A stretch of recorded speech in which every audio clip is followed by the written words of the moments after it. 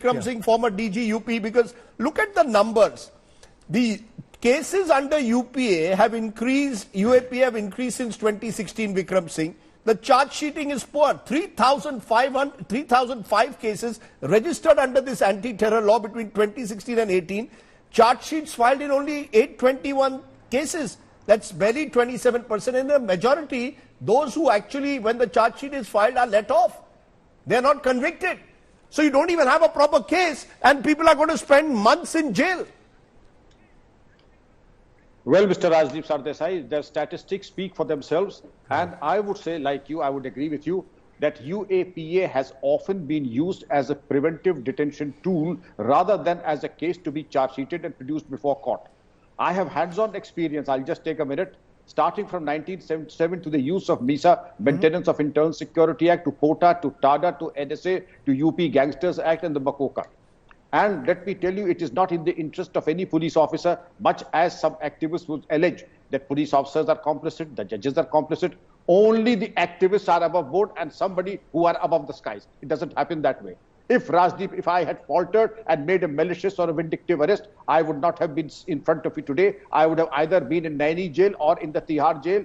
And any police officer who misuses the authority... No police officer who makes a vindictive arrest is going to be jailed. Let's be very clear. The police take their instructions from their political bosses.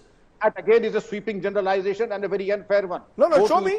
Give me an example. Just now Pawan Kheda gave the example of Davinder Singh in Kashmir. Why don't you put the anti-terror law against him? Now, look at the whole... I asked you for just 1 minute. But I know the truth is very inconvenient at this point of time. Do you think for a moment we have the time? We don't have a conscience. Our parents taught and educated us to be vindictive and to be the butchers at the hand of some powers that be. And everybody has a conscience and the police officers have none. Mr. Vikram Singh, the fact is that Hathras happens more than 20 days ago. Suddenly we are being told it's part of a wider terror plot for communal and caste riots. I knew you would be asking this question, and I went back to the UP police officers. Three of them happen to be hardcore PFI members. And the PF members, it is not for the police to disclose all the details and make them in public domain. They are meant for the courts, and there's a thing known as right to know and need to know. Everybody cannot. So if I am a PFI member, do I automatically become a terrorist? Did I say that? PFI member complicit in objectionable activities falling in the purview of UAPA makes that person liable to be prosecuted, arrested and produced before the court. I would not say that the police is complicit. Okay, but I am not saying the judges are complicit. And just one last point. Compare this with the Home Security Act of USA and the USA Patriot Act.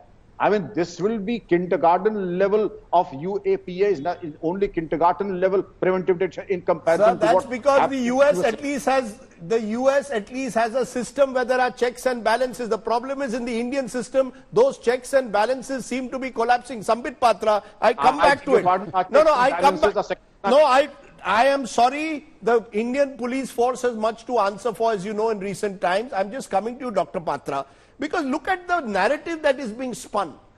For days and weeks, there has been an attempt made, or the last few days, there has been an attempt made to suggest that what happened in Hathras is part of a wider conspiracy. You won't tell us what this conspiracy is. You'll arrest people under preventive detention. You'll put them under UAPA, and you want to distract attention from the fact that a young girl was assaulted and died from the Dalit community. That's the reality. To run away from that, and that's where I said the Muslim comes in as an enemy using anti-terror laws. The Congress did it with TADA, you're doing it with UAPA. That's the reality. So you have to allow me some time. Your question was long, and please allow me some uninterrupted time. Number one, I heard that we are quite insensitive towards terrorism from my good friend Mr. Pawan Kheda. Let me tell you what insensitiveness towards terrorism is. Insensitiveness towards terrorism is when we have a martyr inspector of police in Batla House encounter, and rather than standing with the martyred inspector, when we have a martyred inspector, rather than standing with the martyred inspector, in fact, the party in rule then says that Sonia Gandhi could not sleep for 3 days because she saw the dead bodies of 3 terrorists. The party tried their best to stand with the terrorists. Later, it was proved that they were terrorists. And in fact, insensitivity towards terrorism is when a whole bunch of people, a gang I would say, tries to prove that Burhan Wani was nothing but headmaster's son, a poor headmaster's son. There was a narrative floated for Yaqub Memon that look, he had a disturbed childhood and that's the reason as to why he did what he did. And in fact, the Supreme Court of this country was forced to open itself at 3 a.m. in the morning just to hear this case, despite the fact that we had 30 years hearing on this case and he was a proclaimed terrorist. Let me tell you, there are a section of people who would not even agree that Osama bin Laden is a terrorist. But we have to save this country. We have to secure this country. And let me tell you, it's an age of lone wolf attack as well. So we should have designated individuals as terrorists. What is happening is you can proscribe and ban organizations as terror organizations, but the same people are shifting base and forming a second terror organization. Popular Front? Who's told you not to ban it? Has anyone stopped you from banning these organizations? But do it on the basis of evidence. Do it with due process. Who said that we are not going to? So I've been waiting, I've been hearing this answer for the last couple of years.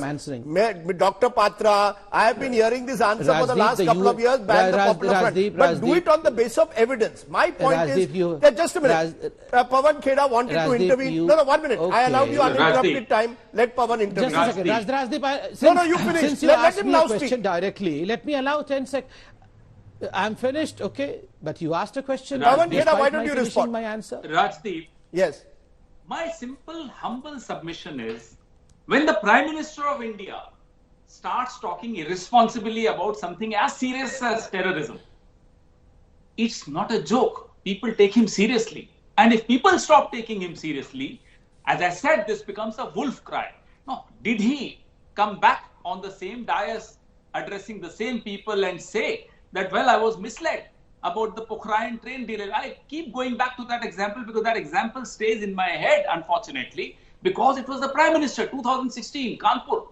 One after the other, plans started coming. No, give me an example. You are making a charge that the Prime Minister doesn't take terrorism seriously. Please, you make a serious charge, you must back it up. If you start using such serious issues just before the elections in Uttar Pradesh, then how will anyone take you seriously? Because it was not followed by a charge sheet by NIA. The NIA said, well, they were wrong. So, well, the Prime Minister should not have been misinformed. And if he was misinformed, did he take action against those people who misinformed him? Because he misinformed the country. And the country took him seriously.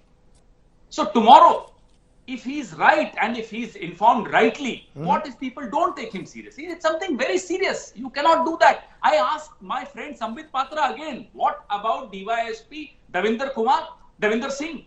He was caught red-handed along with terrorists and weapons in his car. Where is UAPA on him? And why Akhil Gogoi? Why Bittu Sonowal? What about just 14% conviction rate of UAPA? All these questions, whether we are in government tomorrow, whether we were in government yesterday, whether you will be in opposition tomorrow, both you and I need to address these questions. Okay.